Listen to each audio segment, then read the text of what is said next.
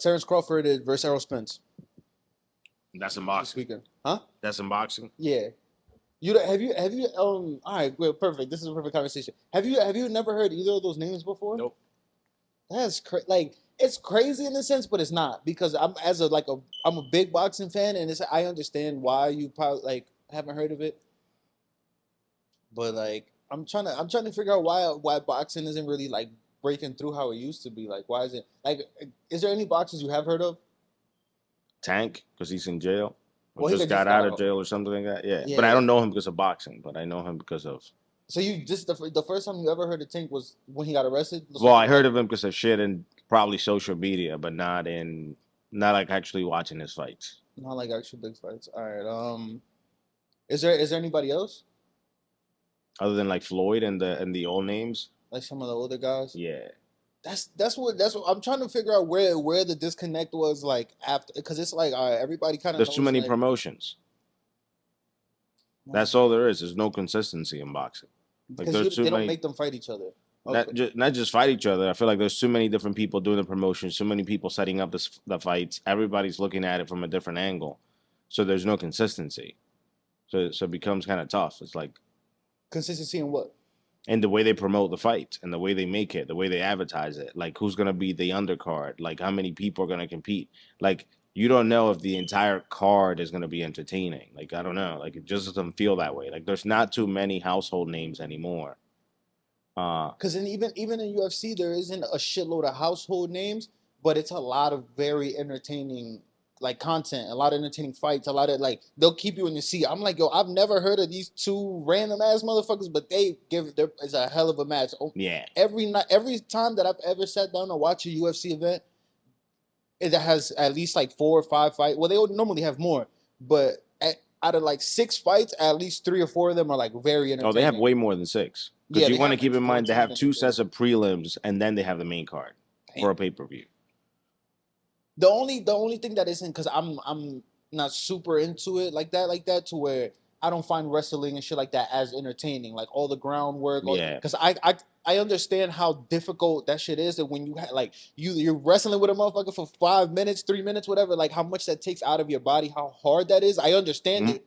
It just isn't the most entertaining to me. I get it. I used to be that way until I started training jiu-jitsu. Because you don't know what's happening on the ground. And if you don't understand what's happening on the ground, so you're just like, oh, they're just hugging each other. Yeah. And you're like, why don't you just get up? But if you never had somebody be on top of you trying to hold you down, then you'd be like, oh, shit, getting up ain't easy. It's to me, it's harder than striking. Like, you get gassed out way more. Yeah. When you're trying to get somebody off you, especially if they know what they're doing. Because the whole time, like, from the little bit of understanding that I've been learning or whatever, is that the whole time, like, you're fighting for position. Like, so everything that you're doing, everything is about position for you to either, like, to get that person or to get out of that person's grasp or whatever they're trying to do to you type shit. Well, it's position, and then you're, like, not only position, but not making a mistake. Because if I put my arm in the wrong place, you can just take it and break it. Wait, say that one more time? Like, because it's not just about position, but also being aware enough of not doing dumb move. Because even when you're on the ground, just putting your arm in the wrong place, you're handing it to them for them to break it. So how regularly do people break each other's like bones or whatever? Well, they tap often. Like one, you could tap, but like if you just type in UFC and just type in like Kimuras or something, you'll see arms snapping. Because in this, or like how some people or let themselves get choked to sleep before they tap out. Correct. That's the equivalent. Correct. Of like, fuck it. But the thing is, with a break, when you're going into some form of footlock or when you're going for an arm or something like that, it gets a little trickier because it legit can come on very quickly. By the time you realize it, something snapped already. That's crazy. All right, let me introduce this. Welcome back to the Never Famous Podcast, the best upcoming podcast on the planet. Please make sure to hit the like, subscribe, comment. We appreciate all the love, the support. We appreciate all that. So, you know what I'm saying? We're going to keep interacting, keep sending questions, comments, whatever y'all want to hear us talk about, anything, you know what I'm saying? Just let us know. Like, actually, let's start this with some fan questions. I got a few. Of other people you know, who knows you best? All the people I know who knows me best. Yeah. My wife, probably. Of all the people I know, period. Yeah, period, in life. Probably my wife. I'll probably say my sister, but like the one that lives with me. Let me see. In your opinion, is it cute when someone is jealous? It's cute when someone is jealous. Yeah. What do you mean it's cute? I'm reading the question. Like, is it cute when someone is jealous?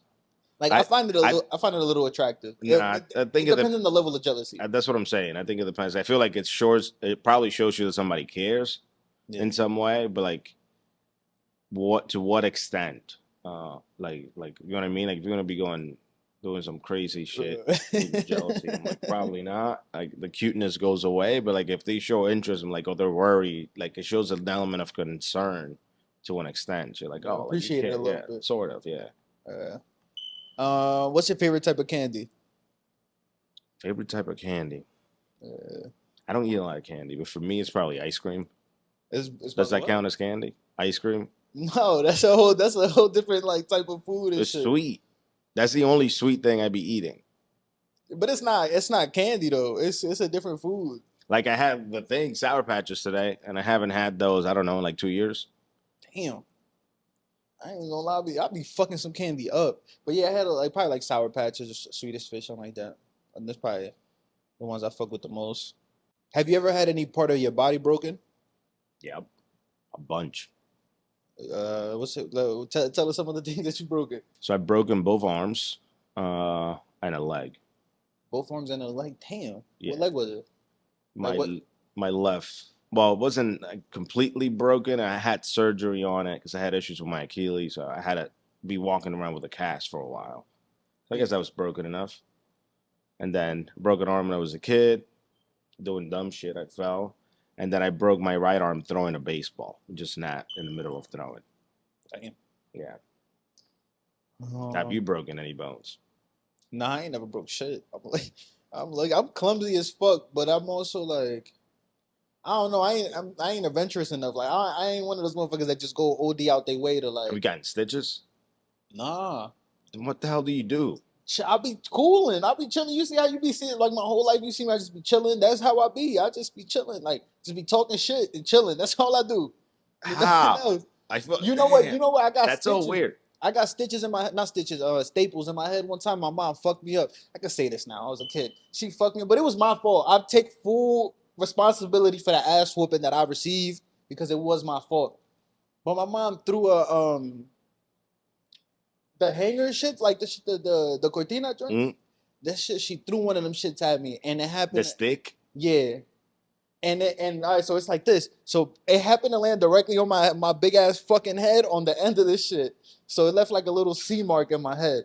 Like if I don't know, you probably can see it right now and shit if I move my hair. But yeah, so that's probably the only time that I got some shit. I had to go to the hospital. They're like, what happened? They trying to ask me she hit me and shit. I'm like, nah, I fell. But it's life though, like it's cool. That's my man's. Shout out to my mom. Let me see. And then I never played. Even when I played basketball, I never got hurt for real. Football I played like went to like 2 practices. I'm like, y'all got it. That's not for me. When I played baseball, I fucked up my rotator cuff, but I didn't break it or tear anything. It was just like that shit. I fucked it up. Crazy to me.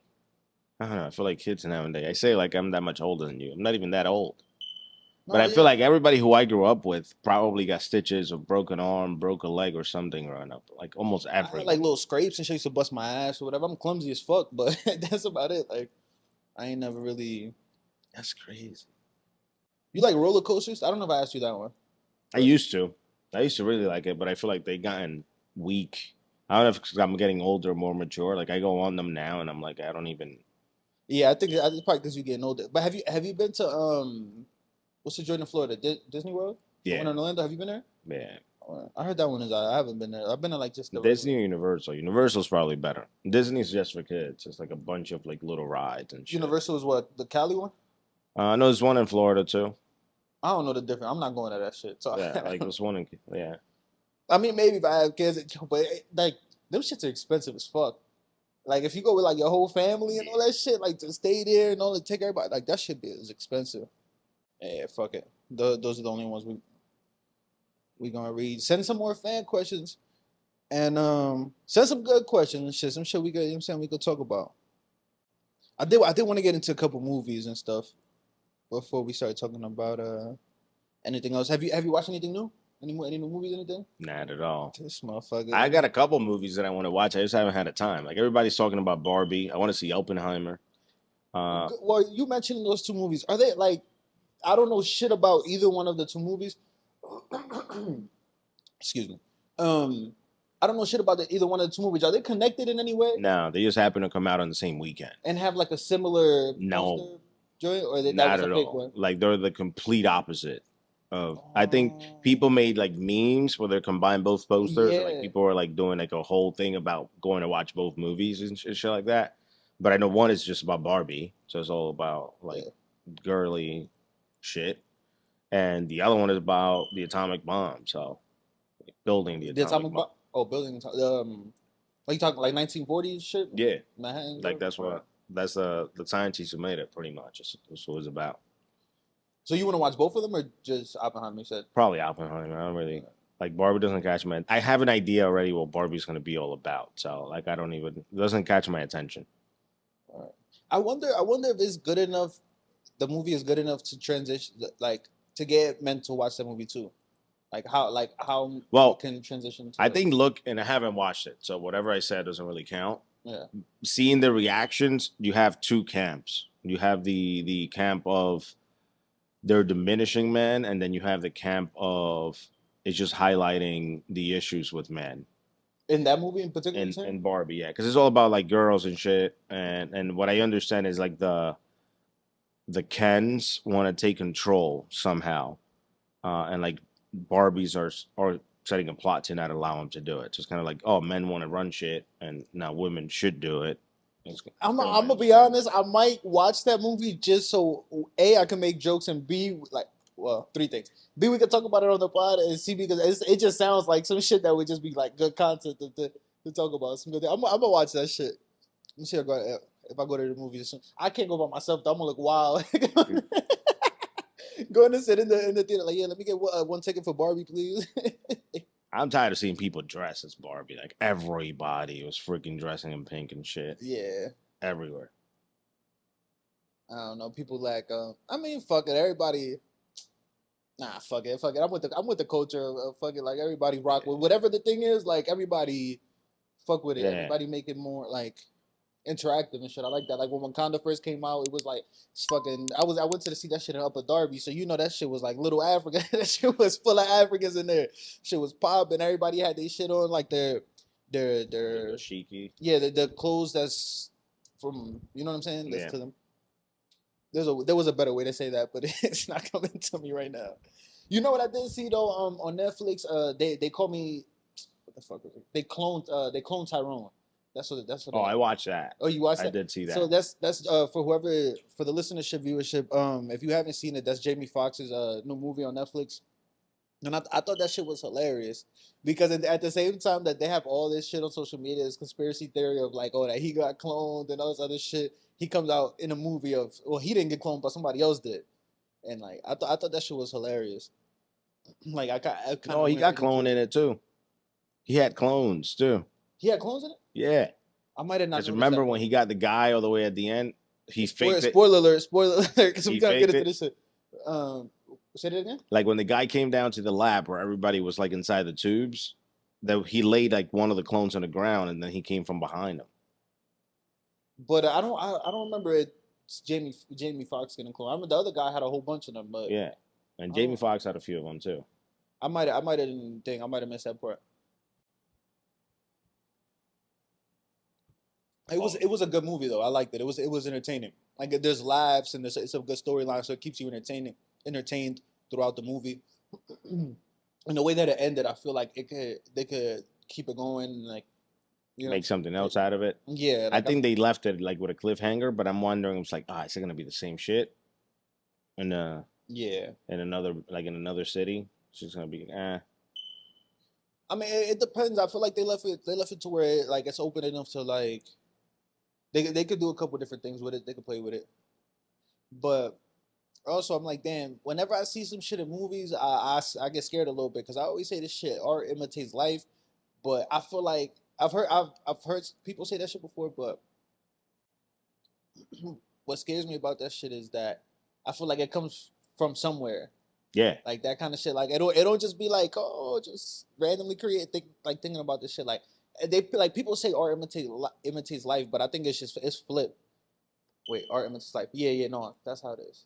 Yeah. And then we just think that, oh, because of when we see it in the movie, like, oh my god, that's the first time that like, oh, somebody, no, but that idea came from somewhere, like aliens and all this other shit. That shit, a whole bunch of shit that we like, oh, this will never happen, or just random shit we see in movies, and then 20 years later, 40 years later, this should be happening. Yeah, if we are saying that after the last 3 years, if the last 3 years didn't teach us that's like shit that happens in movies can happen in real life, it's really gonna like throw you off. And especially now, because I think now shit is gonna move so much quicker than it ever has, especially with AI and shit like that. Like it's gonna take shit to a whole different level. Because now you gotta be like, now you don't really know if people are saying the right things or somebody making it up, or is the government making shit with AI so they make somebody popular say something that they didn't say, but they throws you enough so you're like start questioning what's true and what's not true. I mean, we should be questioning that shit anyways, but I agree with you 100%. I understand what you're trying to say, but because there is gonna have to be some way of verification for shit. But it's scary. But like, how they gonna? What would they use to verify this shit? Like they gonna, and then the shit by the time that they even figure out what they could use to verify shit, like everything is slow. Everything move like technology moves at a really fast and rapid pace. But by the time that the laws and all the things that can catch up to like protect the citizens or help the citizens actually come around, a whole bunch of shit done happened. Because now they just starting to make like the laws to like try to fight back against the internet in a sense. But it's just like the internet's been out for so long and so much shit done happened. They done stole all of our shit already. Like our fucking identities, they done stole a whole bunch of shit from us already. They took our data. You don't want me to go on that because I'll go down a rabbit hole. Because I think the main issue we have is that we're gonna have people that they're too old, so they don't even understand what's happening, and they're the ones that are supposed to be regulating it and saving you from it in some way. Like they don't even. I don't even think most people that are in politics right now, I would say like 90% of them, they don't understand what AI really is. But I understand that you're saying that because of their age. Well, their age and just I don't know, like something simple as like, have you ever tried explaining how to download an app to your dad on an iPhone? That motherfucker stupid as shit. Exactly. Imagine people older than that are the ones making decisions about AI. But I don't think it's not like comparing the app to AI. I think is a little bit of a reach at the moment, just because it's like AI is so much more complex than you downloading an app. No, it but isn't. It's so much simpler. I don't think the whole process of it, the whole like I don't know. I think or like what it can turn into, and like the severity of it, I think is a little bit more complex. Yo, like the simplest shit to talk about is TikTok right now. People haven't been able to regulate social media, and social media has been out for 15 years or so now. Yeah. And there hasn't really been any other regulation other than like we should cancel people or use the power to make people who we don't want to talk shut up. Yeah. Like that's the only thing they've been able to do. And there's nothing you can really do about it. And if you haven't done that with AI, that's gonna move faster than social media did. It's gonna be crazy. Yeah. Like by the time they try to react, it's gonna be too late. I agree with that. But what I was gonna say was, so then what percentage of let's say under 35 and under do you think really understand AI? If we say because and to be at a certain level of like the high level government, oh no, president is 55. Let's say like like some of the older people are 55 plus. So let's put it like let's say people 35 and under. What percentage do you think really understands AI? Most people don't understand AI. Unless you're in tech right now, like work in tech, you probably don't get it. That's what I'm saying. Because it's so new. Like if you talk about, because everybody's thinking about AI, like ChatGPT, for example, is like the one that most people are kind of familiar with. Yeah. It's been out for what, 3 months, 4 months? It's less than half a year. And look how crazy it's gotten. And how it's hasn't replaced, but it's going to replace a bunch of jobs Now, the only thing that's interesting is that I think AI is going to do something that we didn't think was going to happen.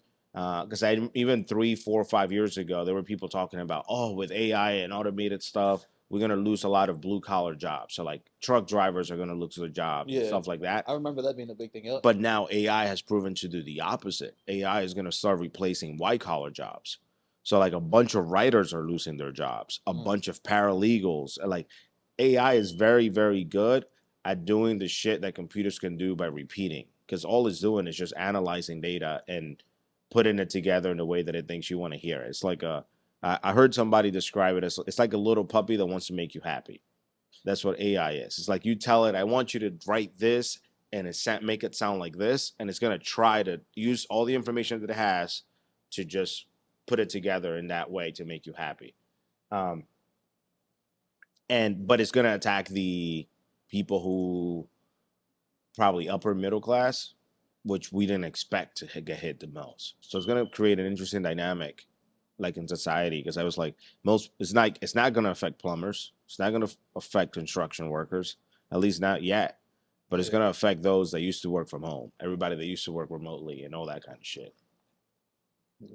Like it'll take longer to affect the construction and truck drivers and all that shit. It'll be longer down the road than like a writer. Well, the thing is that you have to keep in mind, say a plumber, like to the simplest extent, you're probably always gonna need plumbers because not all the houses are not gonna get updated to a new way of plumbing immediately.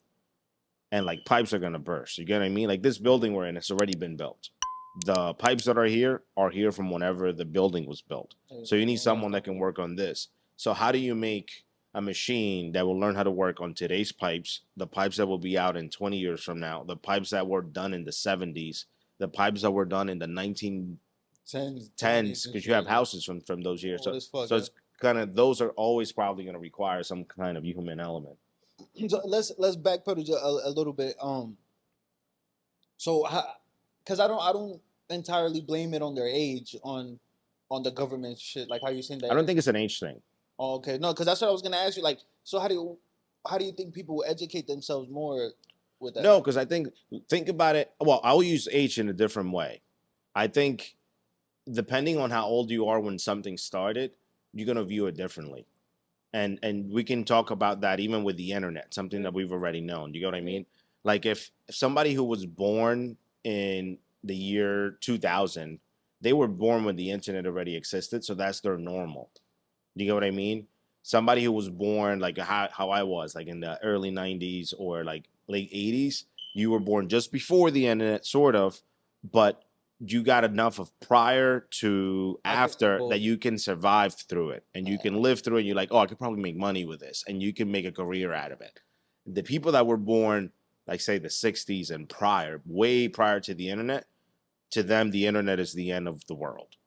Like you know what I mean? Like our parents will blame the internet for everything and anything going wrong in society. Yeah, the first time anything drops, it's always like crazy because the first one to do it, the groundbreaking thing is always like the crazy shit. What people look at like because you don't know it. Yeah. It's like just something unknown. So we'll be like, what the fuck? I remember when Uber first came out and they were like, yo, you just getting these random ass cars with these random people and they're just taking you places and da-da-da-da. And it was this whole thing. But I'm like, wait, y'all motherfuckers been doing that with taxis forever. Now you just order it through your phone, but it's something new. So it's like, what the fuck? And then, you know, Uber does have its problems and all that, but with new shit, people just... I know, but then people who were born and Uber was the normal, to them it's just, you just get in a car with a stranger. That's how things are. Because then sometimes I be thinking about this shit. I'm like, I was born in 97, so it was, I'm at the, like, I'm right at the line, but like not really like, nah. I remember, because I remember I didn't have a phone until I was probably like 8 or 9 years old. So I remember all those years, like going to school a little bit and just kind of fucking like. But you didn't have a phone. Talk to nobody or whatever. Nah, but you had computers in schools. By the time you started schools, but they were slow as fuck. It wasn't. But there was already computers out there. They had the internet was a thing. Yeah. Like if you think about it, it's not this. It's not the world at the palm of my hand. But the iPhone came out when you were 10. But that's true. And then even when it came out though, it still wasn't this. It didn't really get to like this. So maybe like iPhone 6 around there. No. Then it's like by the iPhone 4, you already had pretty much everything. I'm lying prior to it, but yeah. But it wasn't. it wasn't what it is now. Like when the internet first came out, when shit like iPhone 4 era, that's like when social media really started to pick up. Like, cause MySpace was different. That was a different kind of social media. When I'm saying like with Instagram and all that shit, or when Twitter first started, these things they were like a lot more lighthearted. They were or like it was just different energy around it altogether. That's what I mean by the iPhone 6. It was different. The iPhone 7, it was a little different. But at somewhere around that time, like I don't know what year the iPhone 7 dropped. I feel like somewhere in my head it's like I got like 2015, 16, somewhere around that where Instagram started to change its algorithms and put the most important shit at the top and all this other shit. That's when shit started to like fuck with people's mentals. That's when your generation was like running 100% in it. Because by that point you were all teenagers and like really into it. But maybe because I was a kid, but that the way that social media was didn't affect me then the way that it affects me now. I know. Well, before you didn't have the algorithms like they do now, where they're just feeding you shit that they think you want to see to keep you watching. Yeah, I like think that. That's that's the number one thing. So whenever the algorithms came in like that like strong, that's what really changed shit. I think that like I feel like that's when they got to look at like the drop of or not the drop, excuse me, but the uptick in significant like mental health problems with people, and I just think it sparked a different set of mental health problems. So I feel like mental health issues they've always been there. I think the main difference is now they're amplified. And the reason I say they're amplified is because like now it's okay to talk about it in a way that's never been kind of accepted. And the stigma has kind of been removed and it's almost praised to kind of talk about it. So now you have people talking about mental health problems all the time. Yeah. Like you have people like talking about treating people, being psychologists all the time online and like giving advice all the time. And in my mind, I'm like, you're not even stable yourself. Like, how the hell can you be doing this shit for somebody else, kind of a thing? So it's kind of weird, but I think that's the number one thing. I feel like right now, and I think people don't do as much physical things, and I think that affects your psyche. I feel like right now, most people live a sedentary lifestyle, so like not doing anything physical also impacts your mental health. Yeah, because like sure. You're only getting probably your dopamine fixes from looking at a screen. Yeah. As opposed to moving, lifting weights, doing shit that kind of brings you a reward to your brain also. And I think that shit probably fucks up your whole. Yeah, but I don't think that like I agree that people have always had mental health problems. I just think it's just activated something in more people, or it's it just made it more popular. It amplified like, more people have it. It amplified it. Yeah, like the like more factors for you to turn that shit on, like turn that switch on. You get what I'm saying? So like I think there's a factors for you to turn it on, but I think because back in the day I didn't have to see like the whatever bothers me now. I didn't have to see it before. So like because there was no social media. You get what I'm saying? If I went like you could shut it off, and I'm like yo, and like you could shut it off. Like I think that's one of the hardest things. I can only imagine. Like growing up now has to be hard because if you're a kid and you have access to social media, let's say you have a bully. Yeah. Say back when I went to school, once I went home, the bully is no longer at home. Yeah. But like now, if you have your phone, they're still there. You know what I mean? Like they can still be correct. Yeah. So I think that brings a different element that you haven't seen before. Exactly. So that's what I mean. So even when I was in school, I got bullied in school, but I still had social media, and like that didn't transfer over for me personally per se. Because and I know that there's people that they were like yeah, I got like terrorized on social media. I got bullied on social media, but for me, I didn't really feel like that was like a real thing. Like in the era when I was a teenager, when I was growing up, like cyberbullying. Yeah, like I feel like cyberbullying really more picked up maybe after I got out of school. Yeah. Or maybe to me it's just that I always saw it like I could just put it down. In a sense, like cyberbullying. I think the access was way different because before you had to go on a computer, so you weren't carrying it around all the time. It wasn't as accessible. You know what I mean? Yeah. It wasn't as easy for you to be on it, and I think right now, because it's gotten to the way that it is today, like now you have to deal with people being willing to say things that they would never say to you in front of your face. And that's a fact. Like I know right now, there's people who probably drop a comment and say something about me, and I know if I have them right in front of me, they won't have the balls to say whatever they're going to write on the internet. Yeah. But because they only see it as a screen, they probably forget that there's a person on the other side. And I think that's the toughest shit to deal with right now. That the humanizing piece is getting lost. It's almost like you're seeing people like you're in a video game, for lack of a better term. You know what? The shit is going to lead me right into something I wanted to talk about your generation and what the fuck is going on with TikTok. But I'm going to show you some shit. Because what I mean is getting to the point that people are starting to disassociate people. Because I only know them to a screen, so they're a character. They're not a human. And they keep forgetting that shit. You said like you ever play GTA? Yeah. So like when you just driving around and you just hit a motherfucker and you just keep driving like just a random motherfucker just like that. Right. And now that shit is happening literally. Yeah. The only shit that I think is just for me personally, why I don't do that shit for two things is I'm a hater, but I'm not really a hater. Like I hate, but like not really. I'm not gonna say comment on somebody's shit. Like I think that's wild for you to go comment on somebody's shit and say some negative thing on it. Like on this shit, I think that's crazy. But like. And karma, like I feel like just because the karma, just no instant karma of I'm in your face and I'm like, yo, fuck you, and or whatever, I'm disrespectful to you, and then you can respond in my face right now because we're face to face.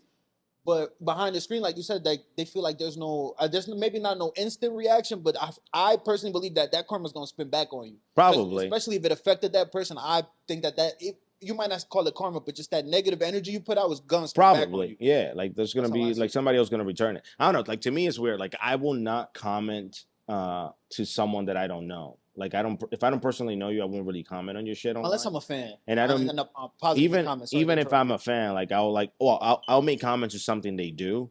Mm-hmm. And if I don't like something and I want to spark a conversation to see where they're coming from, like I'll DM them before I drop a negative comment and shit about criticizing something. Because there may be a reasoning why shit might have happened, and that's actually led to me getting to know people and like building relationships with people that I never would have done before. That's a good approach. I never thought about that. That's one of the easiest ways for me to like get to like people who have like 1 million followers and shit. It's random because they may not even see the DM, but because I come to them as a person, they end up like, oh shit, they're following me back and shit, and like we build up like a different type of connection, as opposed to just like randomly troll. Like to me that's weird.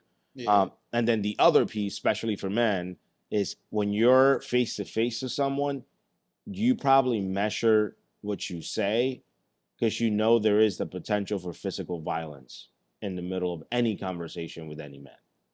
So you are literally going to like filter or like maneuver the way you're going to handle a conversation in a way that's going to be like either respectful or don't cross certain lines. Yeah. Because you know it's like, hey, if I go up and pass a line, he can just smack me.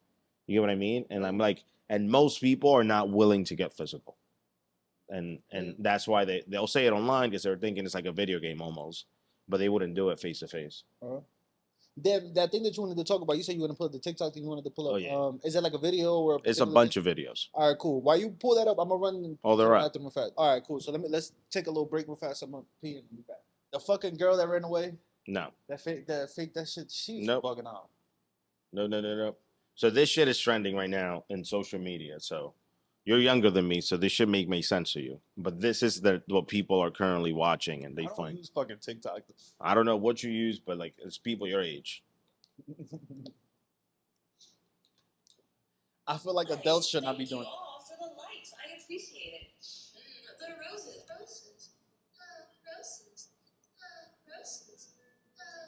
Please. I like chicken. Hello, I'm AI. Big booty. Sister big booty. Sneha. Hey, yes. You gotta feel like a cowgirl. You ready, Tom? Oh, special. Yeah, yes, that one. Ice was so good. Grab. Yes. Oh, baby, you call me? You love me. Oh, I love you too. Yeah, strong woman. Ice was so good. Oh, thank you, baby. You got me feeling like a robot. Wait, hold on. What the fuck am I watching? Gang. Oh, can you pause this for a second? Because I'm gonna be honest, all the women before that last one, I was gonna say I don't know what the fuck is going on, but they like a whole bunch of like earthy chicks. So I'm like, them bitches is weird. You know what I'm saying? I figured they. Oh no, it's not only chicks. I thought it was a bunch like because they look at these women, they all like little earthy chicks. She don't look like this, but what the fuck is she doing? Are they like sucking dick for like they're like air sucking dick for like gifts or whatever? Not gifts, but that fuck on YouTube they're called gifts. I forgot what those are called. Yeah. Like that's exactly that. So they're acting like an NPC, so a non-playable character. So remember what you that's said what that about means? like Grand Theft Auto, like Yeah. you're saying like you just ran them over, like Yeah. those people that just repeat the same lines and shit. That's what they're pretending to be online, and every time you donate, they do whatever the thing you donated for. So that's why they keep repeating the same lines because people keep donating. So people are giving them money to do this shit. I'm gonna be honest. There's a lot of shit that I would not do for money. we don't all. You know what I'm saying? We don't all live like that. You know, there's people that they'll do whatever for money, but I don't judge that. They cool. Like I don't think there's anything wrong with that. I'm gonna be honest. If you buy it, cause that last shorty, she look alright. She look like she was getting a whole bunch of motherfuckers to donate and give her money and all this shit. So it's like, all right, if you want to sit there, like she's sitting there making more money doing that than I've made off this podcast. I'm gonna be honest, like I don't feel bad for her no, because she's monetizing. Yeah, the motherfuckers that's like who's sending the money? Yeah, those are the type of motherfuckers those are the 1 in 3 motherfuckers that's not getting no pussy in the last 3 years that we was talking about. what's the study? Oh, it's only they're doing it to guys too, so it's not like it's only girls doing this shit. Jesus Christ, I don't know, bro. I don't know what motherfuckers gonna like think that's gonna do. Like, I don't know. I'm like this. To me, it makes absolutely no sense whatsoever. Like I don't know. I don't understand what's going on. I don't get what you're doing. Money like I get it if it had been like a bit and she's doing it like it's a joke or something, but she's doing this shit apparently daily, and she's getting probably like $7,000 or something a day. Shit. So sometimes I'll be thinking about it. I'm like, yo, this shit. I be thinking about some shit sometimes. I'm like, yo, let me wild out for the content, but I'm like, nah, I can't do that. Like at the end of the day, like there's still certain shit. Like I gotta be able to go home at night and look at myself in the mirror and be okay with the shit that I put out, like the content that I put out, regardless of what it is. Like certain shit I do, like all right, I'll say certain shit like as a joke or just fucking around or whatever, and like what I could do that. But certain shit, I'm like, I don't know, I can't do it. I don't think there's anything wrong with that per se, but I just can't. I think there's something wrong. Like you cannot be all good in the head to be doing that shit and thinking that shit is all right. But she getting paid. I'm $7 a day, bro. I know, but I feel like that the mental health shit we were just talking about, that's on display right on those videos. On which side? On both sides. I want you to give me her point of view. Like, why do you say that about her per se? Because the motherfuckers that's giving her bread, I agree with you. They wilding the fuck out. But from her, how? Like, I feel like there's an element of, what would you call it? Because I get it. She's making money. So I'm like, that's okay. Like, we're like saying, oh, it's all right because she's doing it for money. But I'm like, almost from like, you're degrading yourself. But we say that the same, not we, but like men say the same shit when you see a shorty on OnlyFans, you see her modeling, you see her selling pussy, all these other kind of shit. We view them as less. Not we. I mean, stop saying we. Men view them as less because that shit is like they find that as degrading. But like she's repeating some bullshit or whatever. But at least she got all her clothes on. Oh, she's an OnlyFans too. All right, well, that's not surprising either. But I would just say, like, just that one particular act right there, I don't necessarily think is degrading, but I do think it's weird as fuck. Like, if she was my girl and she was doing that, like, I would, like, that's the time of the day when I would leave the house. Like, I'll go work out, I'll go do something else. I don't know what the fuck. I'll start working out just to not be around that bitch when she doing that. Because I'm going to be honest, if I come home and I hear you making all these fucking noises, I'm like, I'm gonna think you just fucking like you possessed or some shit. Like you just doing random ass shit. Then you doing all these fucking gestures and shit. Like I don't know. I think it's kind of crazy. But like if you listen to like what they're doing, like some of them are like some of the things are kind of sexual in a way. Yeah, that's what I'm saying. Like what was she like air sucking dick or something? Like, yeah. So you see, she pretended to be like one of the girls from Grand Theft Auto right now. Like when you like pull up in a car. Yeah. Ice was so good. Thank you, Slay, huh? Ice was so good. Ice, wow. This that internet era shit though that like. Shit don't make sense to me. I'm like, I don't know. I get that she's making money. I understand that 100%. And it's the same shit with OnlyFans. And I don't want to lump the two together because it's two very different things. But I'm saying is you're doing that shit right now. How are you gonna feel about this? I don't know, 5 years from now, 10 years from now. Maybe one day you have kids and they have to watch this because it's online, so you know that shit ain't going away ever. Like, how are you gonna react? So I have an interesting kind of thought in my mind of what is it gonna be like for this generation that is so accepting of these things that I may consider as like, hey, you're like kind of degrading yourself or not valuing yourself in the way that you're just sharing yourself with the world. What is it going to be like when these people hit their 30s and shit, and maybe they want to get married, or maybe they start having kids, or they're struggling to find somebody to marry them and shit like that? Or are standards going to change to the points that, I don't know, guys are going to be accepting of, it's cool if you did OnlyFans, like it's normal. Like, I don't know. Like, in my mind, the way I view OnlyFans is a little different because that's, to me, it's just the modern day porn, prostitution. Is not too far off. You're just selling your body at the end of the day. It's just you're doing it online. It's not, and it's not any. And back in the days, you might have been a stripper to do that. But once again, I think this touches what we were saying, because you're doing it through a screen. You find it more acceptable. And if you had to be a stripper, well, you had to physically be around someone, you probably wouldn't do it. Or you would just do it somewhere that's not from where you're from. But not as many girls as they do. Like, as many girls as they're doing OnlyFans right now wouldn't be strippers. Yeah. Like, they wouldn't have the balls to stand in front of a stage and all that. To do in front of all these people. It's different when you in the intimacy of your home and you alone. You can edit shit to make yourself look as good as you want or whatever. Yeah. Like, you kind of put yourself in this place where you kind of create a bubble of like, oh, I get to choose of like who sees it, and you get to ignore what people may be saying. But then we're at a point in society that like if people criticize that, then the people criticizing are in the wrong. Like, you're supposed to just accept it.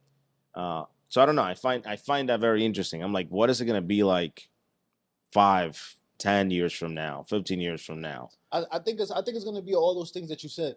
They're going to be women who are going to struggle to find a partner. They're gonna be men that are gonna be like, yo, I don't give a fuck about none of that shit that you was on before. Like, I fuck with you. I think you the most attractive woman in the world. Whatever. They gonna fuck with it regardless. Cause men are men. We gonna fuck with them regardless. And then there's gonna be women that are like are gonna be regretful or are gonna undo some of the things that they might have done to their body or whatever the fuck, and they're gonna try to change that shit to like maybe try to appeal to a different type of man or whatever. I think it's gonna go all different. Like every like it's gonna be like a highway with like just a whole bunch of different things. Like, I don't know. I don't think it's gonna swing one particular way. Well, the thing is that if you look at the way some numbers are headed, it's kind of weird. Like, I know we mentioned like 1 in 3 men haven't had sex in a year. Yeah. Like especially men under 30. To me, I found that shit mind-boggling. I'm like, before your 30s, you're not getting any? It's like crazy to me. Like, that's the time when you probably should be getting the most. But then the same thing, there are studies saying that for the first time ever, like, women are the most single they've ever been after they hit a certain age. So it's kind of creating this interesting dynamic of like, oh, people are just being alone. Like, they're growing up alone and in different ways. So it seems like women are doing it by choice and men are doing it by default. They're not doing it by choice. With like in marriages too, like marriages aren't lasting. Like, people breaking them. Relationships aren't lasting. It's the same thing, like all across the board. I think this is just the internet effect of like just every like if you're not 100% secure in what you got of like, yo, even though we're going through problems in our relationship and whatever, and I'm like, no, we still a team, like we gotta hold each other down, then you fuck, because just some people think that they have so many options and so much shit available that they can just, or I bet like you're not like whatever little argument we in, all right, fuck it, then I'm on to the next guy, or girl, whatever, and relationships ain't lasting. I think it's that options shit. Options in which way? People feeling like they have so many options just because they can see so many people in front of them, type shit, or like they have too many men, like so many men in the DM and all that shit. Like every shorty that post at least fucking one picture a month got at least like 3 guys on it. You just gotta post at least once, just so motherfuckers know you alive and you active a little bit, and you gonna have at least 3, 4 motherfuckers on you. You might not like them, they might not be who you want, but you gonna have motherfuckers on you. Every shorty be like, nah, I don't got nobody, because you're not paying attention to them. But that doesn't mean that guys aren't chasing you. Now for us, it's a little different because it's not really women like regularly chasing men as much as we chase women. Like there are men who get chased by women, but that's very rare. You don't see that. Probably normally, small percentage, yeah. Yeah, like normally it's like a quote unquote high value man. I know what that means. Huh? Somebody who makes a lot of money or something? Yeah. Like quote unquote like like motherfuckers that's making over $1 million, or like that they just flash in a certain type of lifestyle or whatever. Because it's all just facades and shit. Well, that's some people's actual lives, but you know what I mean? Yeah, I guess so. I don't know. It's gonna be interesting. I don't think the average man that is just like me, like I'm not just getting chased by like a bunch of women and shit like that. It's just. But I think that's never been the case even before social media. I think it's been always kind of accepted.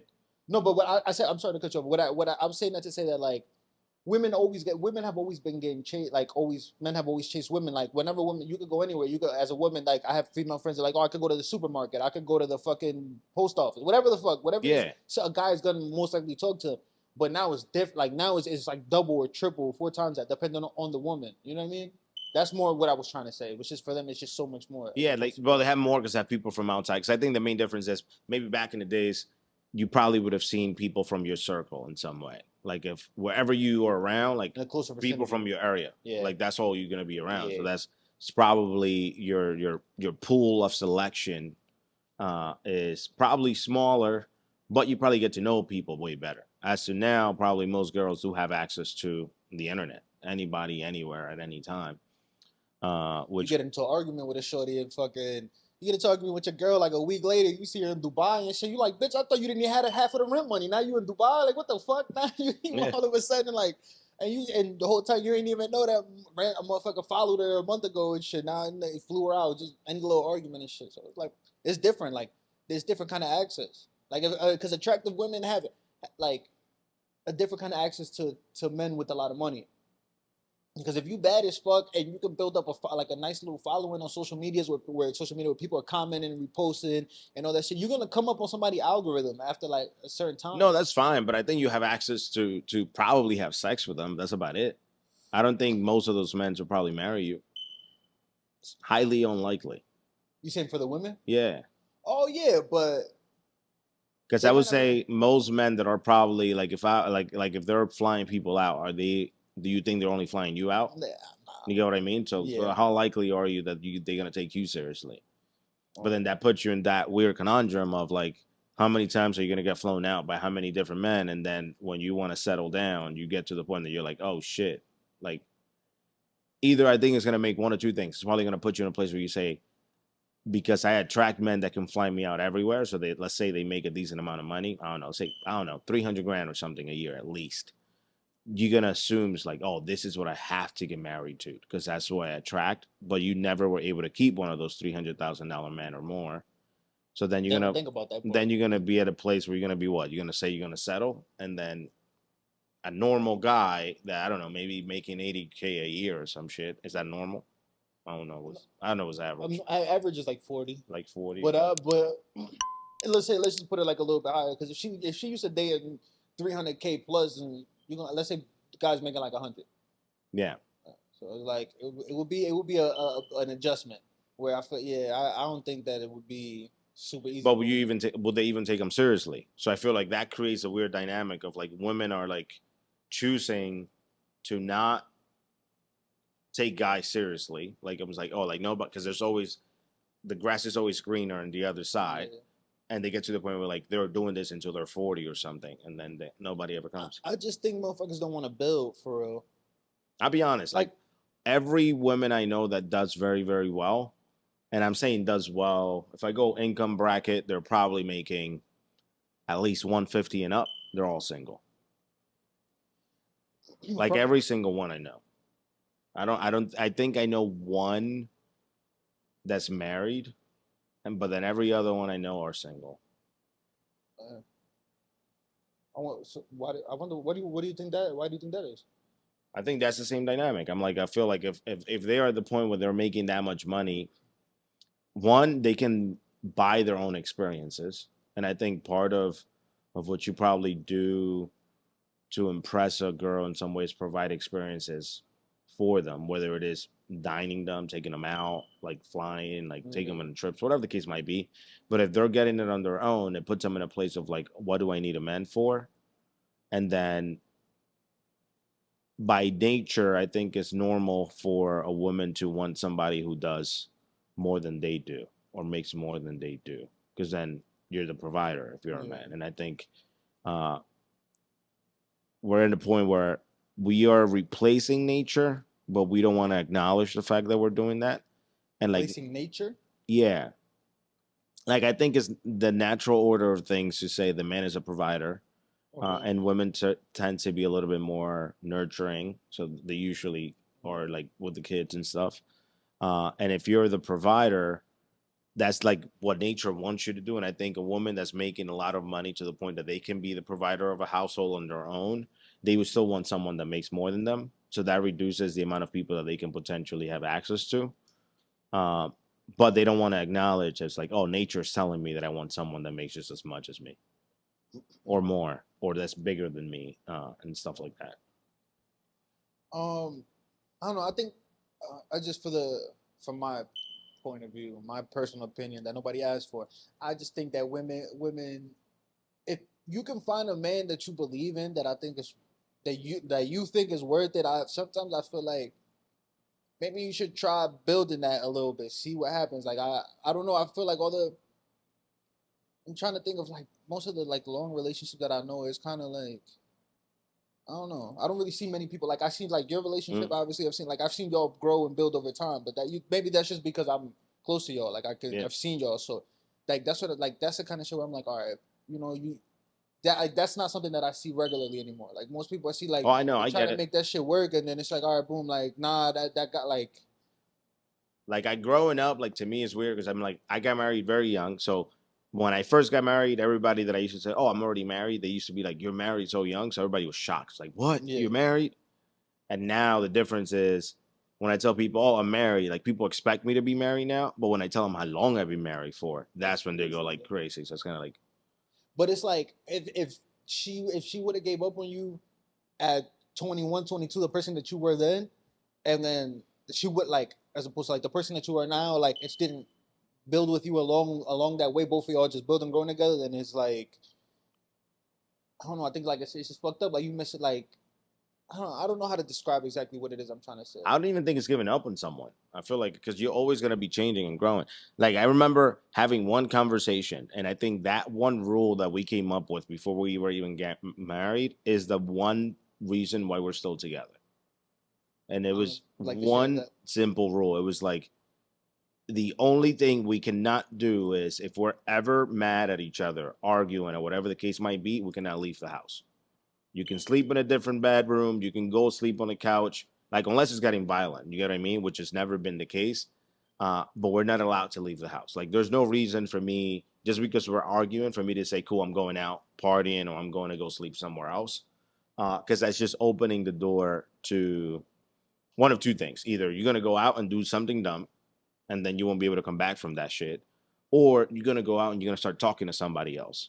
And more than likely that somebody else is gonna want to tell you things that you want to hear, and they're gonna start chirping in your ears like, "Oh, is this the right situation you want to be in?" Whatever the case might be. And I think oftentimes separations and divorces come from outside influences more than what's happening Single internally. motherfuckers around you, like Yeah. that's why I'm like, yo, motherfuckers be trying to give me like a relationship advice. Sometimes I look at their relationship and it's like I love you and I respect you, but if I don't, not that I don't respect your relationship because I do respect your relationship, but I personally just wouldn't handle my relationship the way that I see you handle yours.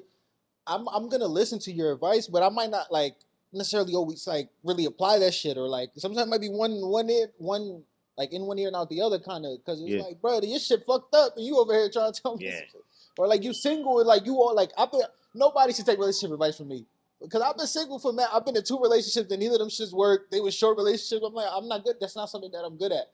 Now, if you single and you like, yo, this shorty, she did it, like you trying to say like, yo, I feel like she might be playing me or some shit. I could give you some advice on that if a shorty play like that kind of conversation, like some single casual dating shit, because it's something that I've done more. I haven't really been in relationships, so that's why I like to talk to people that have been in relationships. I'll ask like I could ask you a question, yo, because or like people that have kids too. That like I'm like, yo, how do you do this shit? Like, what is like different questions because there's no point of me asking the motherfucker. Like, why would somebody ask me for kid advice? I don't know how to change a pamper. I don't know how to make a fucking a thing of milk. I don't know how to do none of that shit. Cause I like, for what? Yeah. Like, until you have the experience, it's not the same. Fuck that. You know what though? We kind of we went past the movie shit real fast. They aren't movies though. They just like comedy specials that I did see was Tom Segura's Sledgehammer on Netflix. I saw that. Oh, I saw half of it. I couldn't. It was pretty good. I don't feel like I didn't feel like there was like any like super duper like big punches or whatever that like had me crying laughing. I like his older consistently- specials better. I don't think this was just the best special. This is probably like the second one that I might have watched. Or the first. Yeah. Yeah, I think it's the second one. I Yeah. might have watched. So I'm gonna go back into some of the other ones. Are they all on Netflix? The ones you talking about? Some more on Netflix. Yeah, they're online. You'll find them. Like between Netflix and YouTube, he has some jokes on there and shit like that. No, the other one I saw. Excuse me. Damn, that Celsius got me burping and shit. The other special I saw was Mark Norman, Soup to Nuts. I haven't seen That shit, it just came out. That shit was hilarious too. He had some shit, bro. I was crying, laughing on there. It was a couple of them shits that were hilarious. I noticed that after fucking Bud Light fell, now I keep seeing ads for Canadian beer. Why? I never seen the ad for on like YouTube, you know, like in socials and all that shit.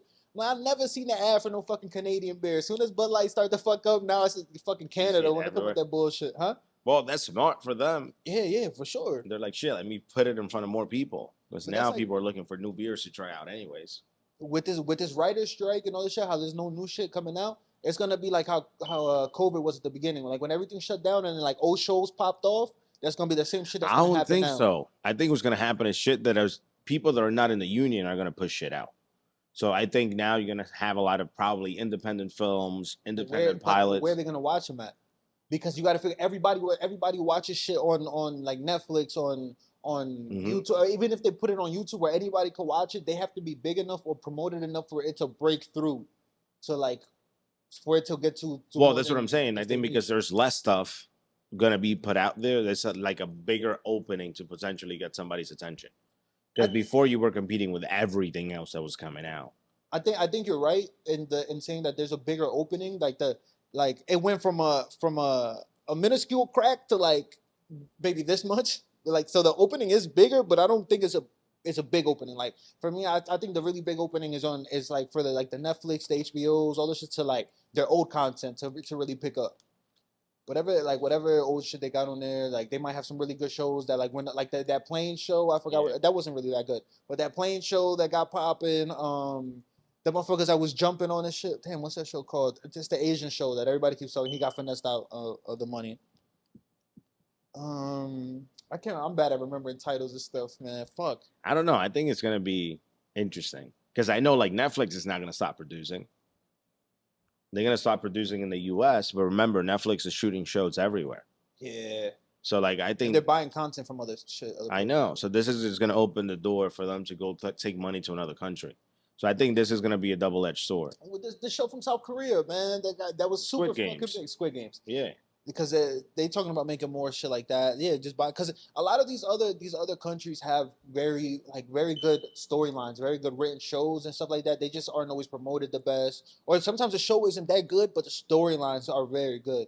They're very different. And if I'm Netflix, all I got to do, I buy it and I just have to have it dubbed.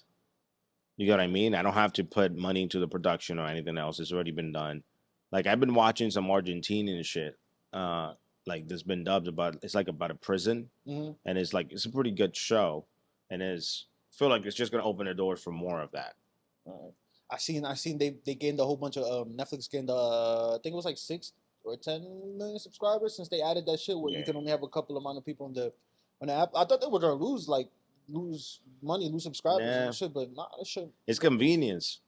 It's like now that you have it, it's like people don't want to leave Netflix, and it's kind of like it's gonna be a weird dynamic where they are the biggest streamer. So you know, also what we were talking about before was Twitter, Twitter losing value because of the name change. but they didn't lose. How do you know they lose value? Okay, so I don't know that they lost value. So that was what I started after we had that conversation. I did a little bit more reading and stuff like that. They were just like they gave like an assumption, like a rough assumption, kind of from like 4 to 20 or whatever, like $1 billion potentially lost. But it was like it's like branding stuff, like because they're no longer going to use the word tweet, which everybody tweet is synonymous with like Twitter. Yeah. Like nobody that wasn't a word that people used before. Like there's just certain little things that are synonymous with Twitter that they could potentially be giving up by changing their name and changing some of these things. Still going to be associated with it, like eventually, because I feel like people are going to be like people that are going to continue to call it that, and then new people are going to adapt to the new name.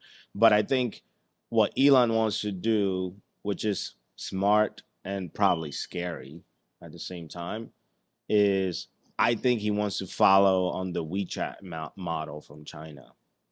And I don't know if have you ever used WeChat? No, I'm not familiar. So when you go to China, they have this app, probably similar to WhatsApp, but more complex. Like it has way more. But the way that you use it is you can message people, call people, and talk to people. But in addition, you literally use it for content, banking. You pay for stuff, bus, anything. Like you can go to a store, and more often than not, well, no, not more often. Every single time I had to pull up either WeChat or Alipay to scan a QR code, and that's how you pay people.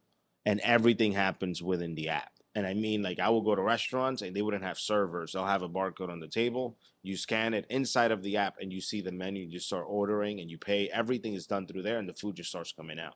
Shit like that. So I think he wants to do that with Twitter, and that's why he's rebranding it to X. So it's kind of like, oh, it's the X Corp. To me, that just sounds like the Umbrella Corporation in Resident Evil, but but I think he wants to make it so it becomes your source for not just communication, but everything else around it. Because he started monetizing video. That's another thing. So now he's paying creators for like posting stuff. So he's starting to take people away from other platforms and incentivizing them to like, oh, Twitter is your source for this. And if he can successfully do that and go beyond, it can be scary because it could truly become a monopoly where you go to Twitter for everything. That was also one of the things I have written down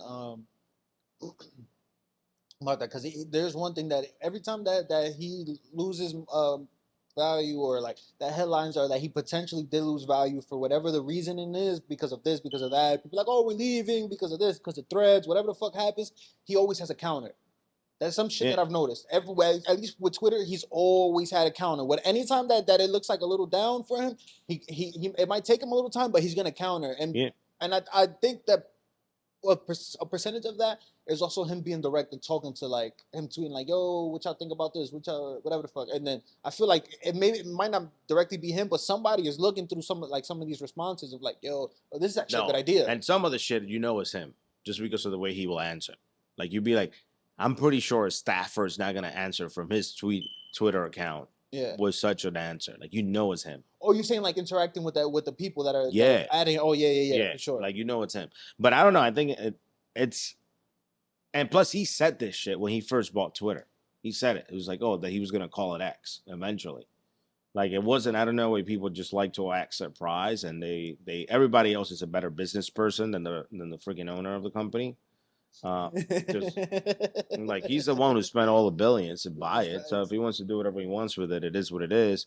But I don't think people are even seeing how scary it can be if he makes that shit what he wants it to be, which is going to be like a centralized, like everything there. Yeah. But then, because if it gets to that point, and let's say you do get banned from it, then it's almost like you're getting banned from interacting in society, because that's how it works in China. Like right now in China, like for example, the government can revoke your access to WeChat, and if you revoke your access to WeChat, it's like you can't really get on like public transportation. How do you pay? You get what I mean? You cannot go to a restaurant and shit like that. It's almost like a way of controlling your social interactions, and like the social credit score. It's almost like getting shunned. Yeah. But have heard of this concept before. I just didn't think that Elon would be the one to like do it in America. Well, I'm not afraid because of Elon per se, because I think it sounds like he's like pro free speech and shit like that based on what he's doing. But the shit is that he's not gonna be the one running the corporation forever. So once it's implemented, the power to do whatever it's gonna do is gonna lie in that corporation. And like there's no way of like knowing like is Elon gonna be Elon? And like you take as an example, like Apple, like when Steve Jobs died, Tim Cook took over, right? So he like got appointed as a CEO, and Tim Cook was way more about operations, and it wasn't so much about innovation. So his shit was like, how do we maximize the most out of every product?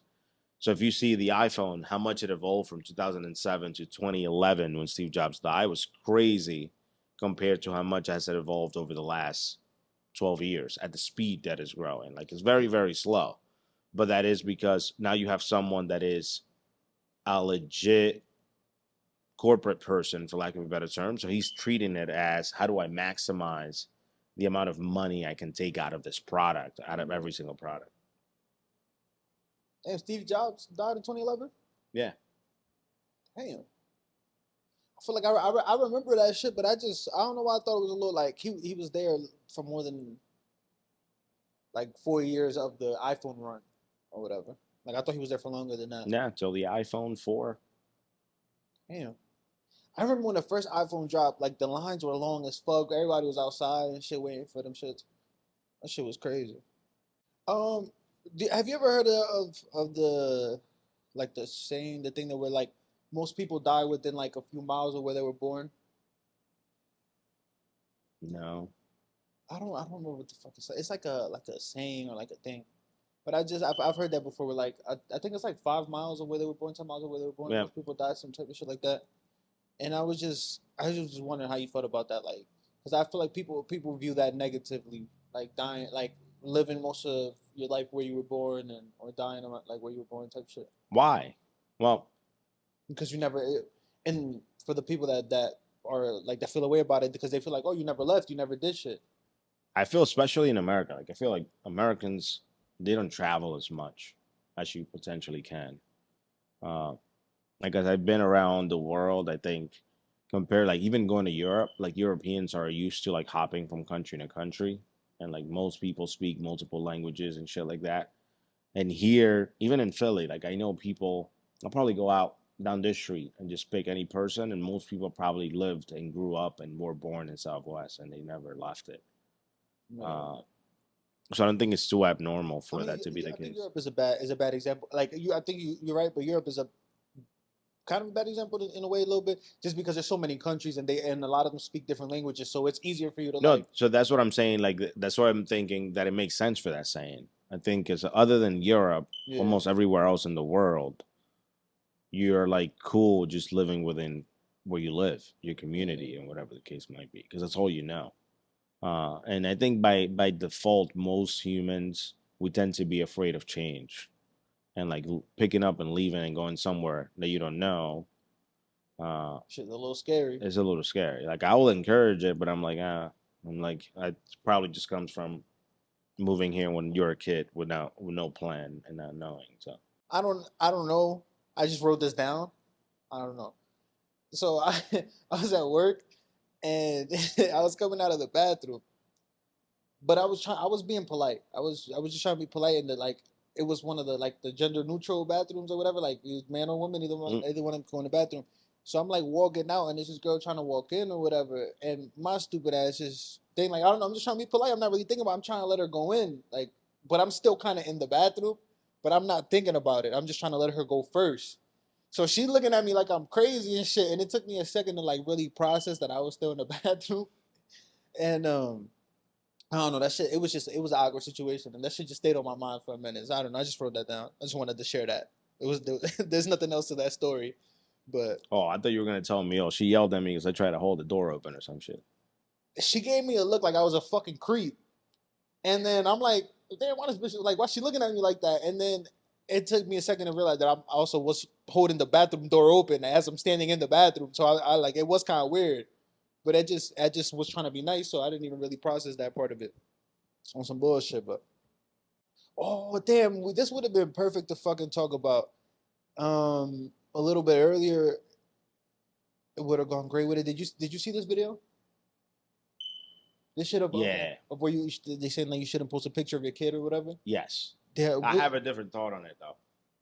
I would love to hear it. Yeah, like a whole different thought on it about AI and like what can happen when like if you post pictures of your kids as a kid and like how somebody.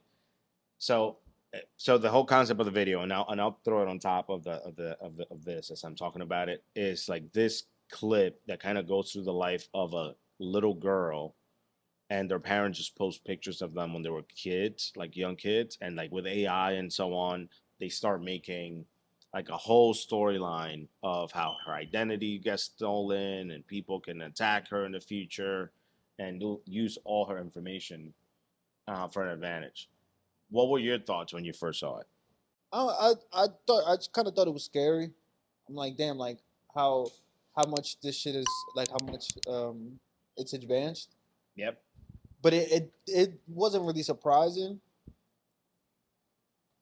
I don't know, but that's about it because the thing like the way that they made the video was to try to like I feel like it was focused a little bit more on like why you shouldn't post like your kids kind of thing. Yeah. In the video, and I'm like I don't really have kids, so it's not really something that I'm like fully processing it and in every faction, like in every way that I could. But I definitely think that shit is crazy. It's scary. I think it's scary if you look at it through that lens. And I think that video, I think it goes back to like, I'm gonna go back to like the whole beginning of the conversation. Depending on where you were born and how you're viewing it, you're gonna view it very differently. So I think that video is viewing it from the lens of somebody who kind of has that innate fear of technology because they didn't grow up with it. But like if you take the same concept of AI, imagine I'm starting to interact with AI in my 30s. Imagine somebody who starts to interact with AI their entire life. How is that going to be better for them when they're like 18, 17, 19, whatever the case might be, versus somebody who kind of doesn't do it? Because look at it from this perspective. The way you interact with the internet is probably different than the way I do, and very different than our parents do. Yeah. Like completely different, and it'll be the same thing with like AI and so on. I think this can create an opportunity for almost to have this symbiotic kind of access to it. Because imagine if you're growing up with AI and when you're like 15, 16, 17, AI kind of known your entire life. So now you have this chat bot or something that you can talk to and be like, oh, I've been stressed out lately. What can be causing it? And this thing tells you, well, you've been working 10-hour days for the past whatever many weeks. Whenever you work 8-hour days, you tend to be more relaxed or you get more sleep or you do XYZ. So now you have AI to the point that it can help you through life, sort of, in a way that we're not thinking about it because we're thinking about it from a perspective of it being negative. You know what I mean? Because you have people now asking AI, oh, can you make me a workout plan and shit? And it's doing that. Imagine if it can do that, but it already knows you. Because it knows where you've been, where you posted, and so on. So it's kind of creates a weird dimension. It's pro cons to everything. Yeah. But yeah, I like that perspective one. I like that point of view too, though. Because I think the identity piece that's already happening now. It's like your journal that talks back to you, type shit. Possibly, yeah, yeah. Because you like it stores everything in there. Because imagine if you wear an Apple Watch and then AI can like literally is keeping track of everything you've done with your Apple Watch, and it can let you know it's like, oh, your heart rate is racing in a certain way, or your skin temperature is changing, and so on. You may want to get to a doctor because you may be having a heart attack or some shit like that. Like it can predict it. I don't know. Like it can be that good eventually. I don't know. That's like one way of looking at it. Because I know for me, like I wear this shit, like right, and I know this knew I had COVID before I had any symptoms of COVID, like 2 days prior. This is a Whoop. So just literally it told me, like I was able to see, it was like, oh, all my numbers are thrown off. Like they're not like the normal shit the way they should be. And then like 2 days later, I get like, I go get a test and I'm like, oh shit, I'm positive for COVID. And then a day later, I'm good. But I didn't have any symptoms. I only had symptoms for like that one day. But it kind of knew enough to like, for me to be like, something's not right. Because that has that consistency. Yeah, it's like your notes, your journal, and shit, got everything in there. All right, well, we appreciate y'all for tuning in. You know what I'm saying each and every week. We're gonna keep bringing you guys consistent content every week. Hit the link tree in our bio. There's a link for the anonymous question links on there. So whatever y'all want to send us, what questions y'all want us to talk about, topics. Y'all want if there's any guests that y'all like that y'all want to see back. I don't know. Anything else you want to add? Yeah. All right. Well, we appreciate y'all for comment, subscribing, tuning in each and every week. I am Aury, behind the lens. Well, actually, he's behind the lens and in front of the lens now. There's Roo. I'm saying we appreciate y'all. Thank you.